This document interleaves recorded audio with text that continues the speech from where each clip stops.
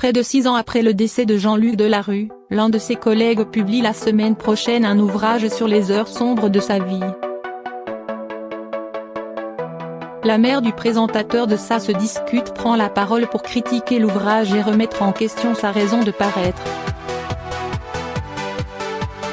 Jean-Luc Delarue est décédé un 23 août 2012. Âgé de 48 ans, l'animateur historique du Pape a succombé après un long combat à un cancer de l'estomac. Le choc a alors été de taille pour le milieu télévisuel français.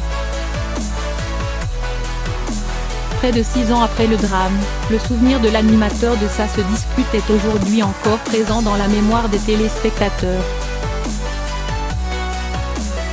L'un de ses anciens collègues, Vincent Mellet, ex-directeur exécutif de France 2, s'apprête d'ailleurs à publier un ouvrage à ce sujet. Le livre, intitulé Jean-Luc Delarue, la star qui ne s'aimait pas, plonge le lecteur dans la période la plus sombre de la vie de l'animateur. Il sortira en librairie le 19 septembre prochain, chez Fayard. Face à cette publication polémique, la mère de Jean-Luc Delarue, jusqu'ici très discrète dans les médias, s'est sentie obligée de prendre la parole. Sur l'antenne de C8, elle critique ouvertement l'ouvrage à paraître. C'est à Cyril Hanouna et à l'équipe de Touche pas à mon poste que Maryse a donné sa confiance.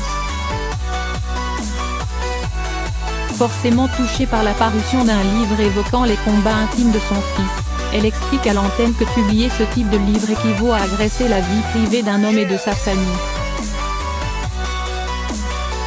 Ça m'exaspère, ça me heurte profondément, confie-t-elle sans mâcher ses mots.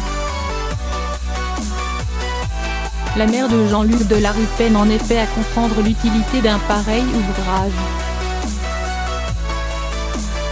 Elle estime même que seul un gain financier peut expliquer l'écriture de ce type de livre. Quel intérêt de mettre sans arrêt la part d'ombre en valeur ? Demande-t-elle.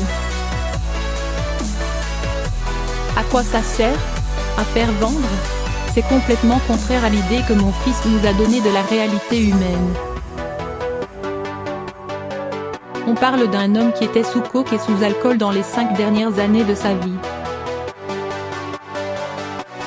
Ce n'est pas le vrai Jean-Luc, c'est le Jean-Luc abîmé par la notoriété, par l'argent, par la vitesse, par plein de trucs.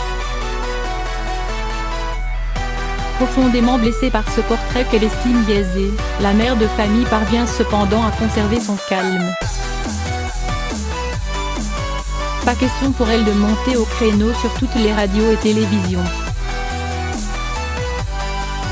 La plus belle réponse, estime-t-elle, c'est le silence.